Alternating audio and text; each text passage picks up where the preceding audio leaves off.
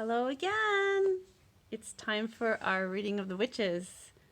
I love this book. I hope you're enjoying it too. Here it is. The last time we read about how Grandmama did not want to talk to Luke about her missing thumb. I wonder how her thumb became missing. It's weird. This next chapter is called The Grand High Witch.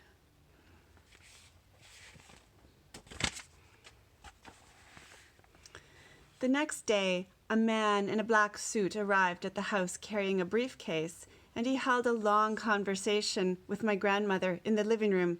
I was not allowed in while he was there, but when at last he went away, my grandmother came in to me very slowly and looking very sad. "That man was reading me your father's will," she said. "What is a will?" I asked her. "It is something you write before you die," she said, "and in it you say who is going to have your money and your property. But those most important of all, it says who is going to look after your child if both the mother and father are dead."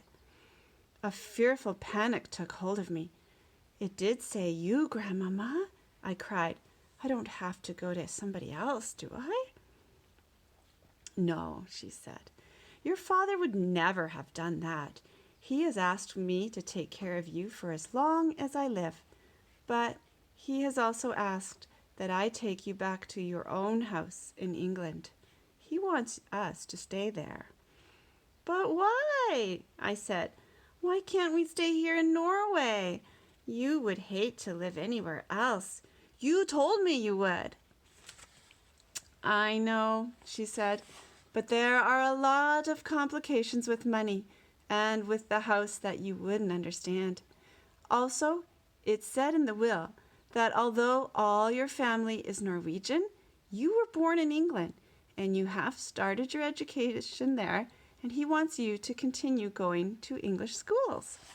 "Oh, Grandmama," I cried, "you don't want to go and live in our English house.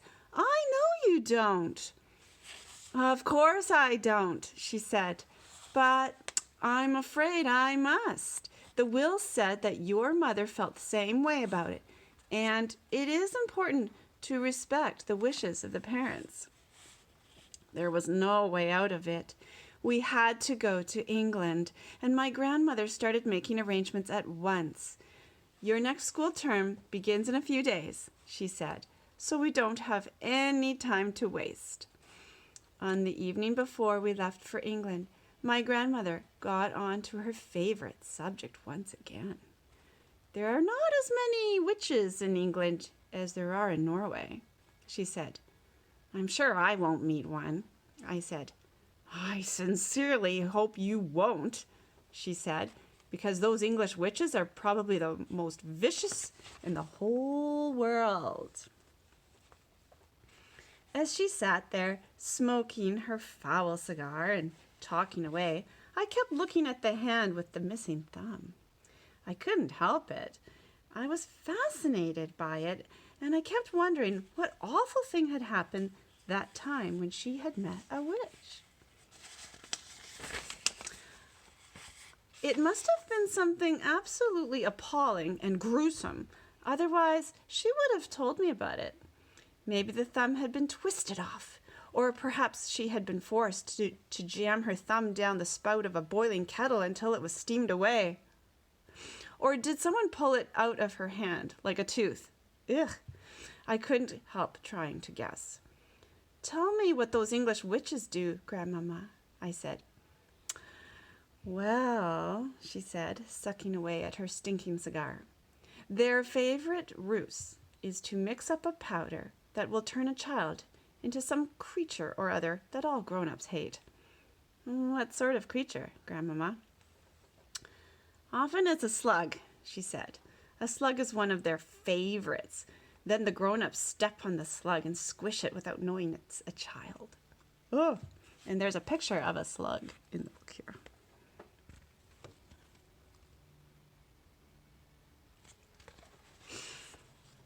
That's perfectly beastly, I cried. Or it might be a flea, my grandmother said. They might turn you into a flea. And without realizing what she was doing, your own mother would get out the flea powder, and then it's goodbye you. You're making me nervous, Grandmama. I don't think I want to go back to England. I've known English witches, she went on, who have turned children into pheasants and then sneaked the pheasants up into the woods the very day the pheasant shooting season opened. Ouch, I said. So they get shot? Of course they get shot, she said. And then they get plucked and roasted and eaten for supper. I pictured myself as a pheasant flying frantically over the men with the guns, swerving and dipping as the guns exploded below me. Yes, my grandmother said, it gives the English witches great pleasure to stand back and watch the grown-ups doing away with their own children. And there's a picture of a roast pheasant on a plate.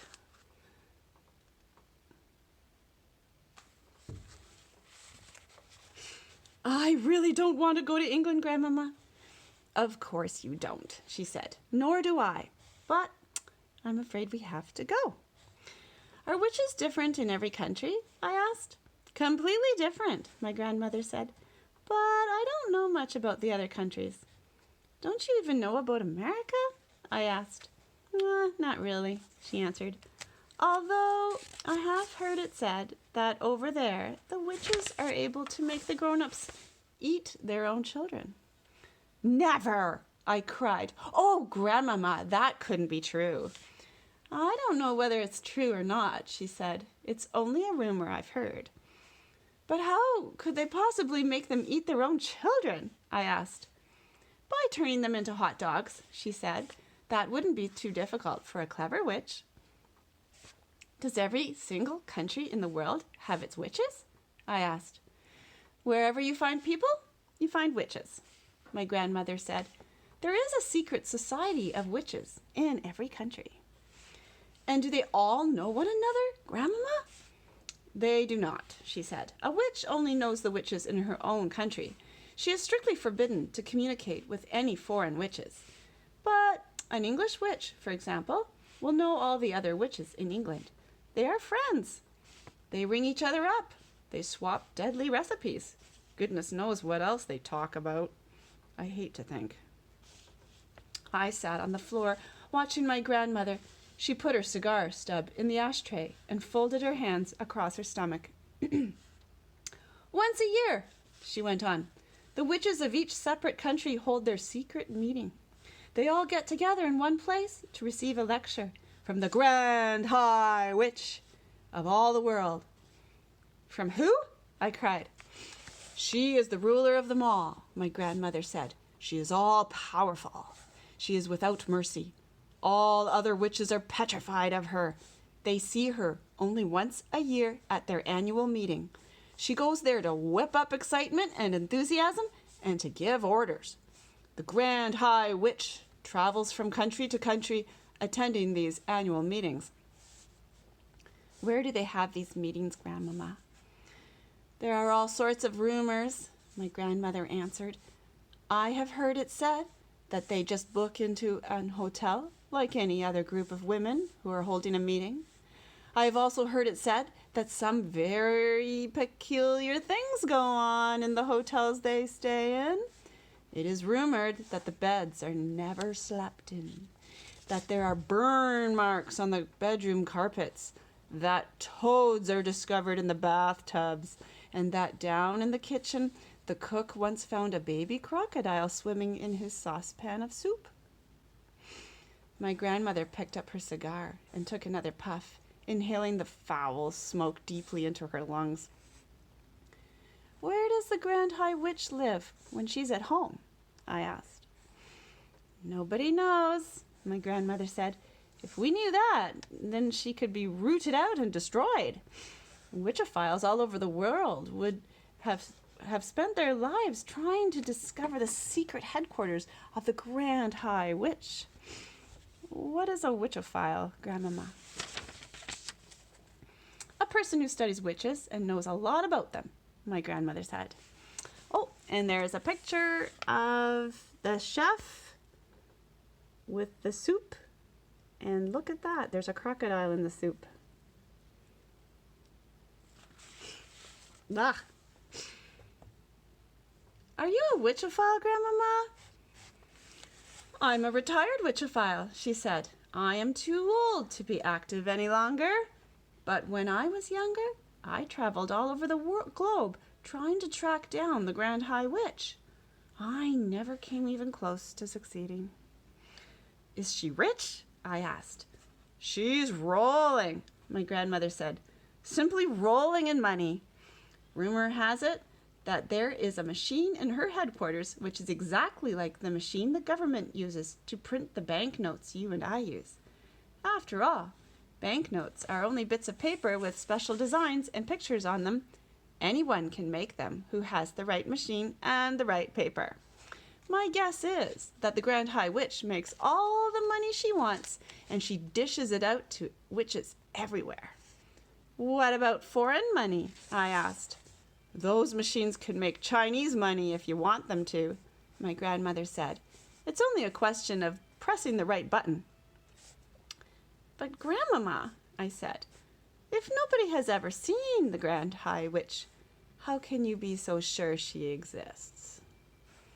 My grandmother gave me a long and very severe look. Nobody has ever seen the devil, she said, but we know he exists. The next morning, we sailed for England, and soon I was back in the old family house in Kent, but this time with only my grandmother to look after me. Then the Easter term began, and every weekday I went to school, and everything seemed to come back to normal again.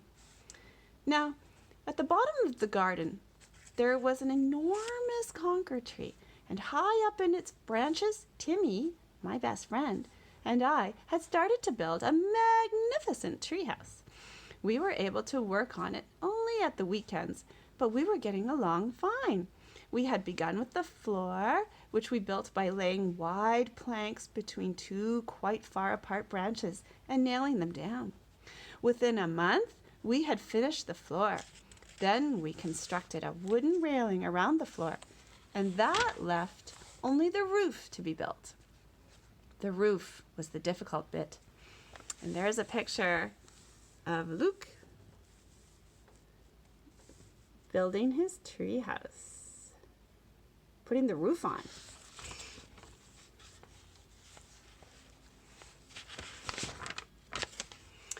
One Saturday afternoon when Timmy was in bed with flu, I decided to make a start on the roof all by myself. It was lovely being high up there in that conker tree, all alone with the pale young leaves coming out everywhere around me. It was like being in a big green cave, and the height made it extra exciting. My grandmother had told me that if I fell, I would break a leg, and every time I looked down, I got a tiny tingle along my spine.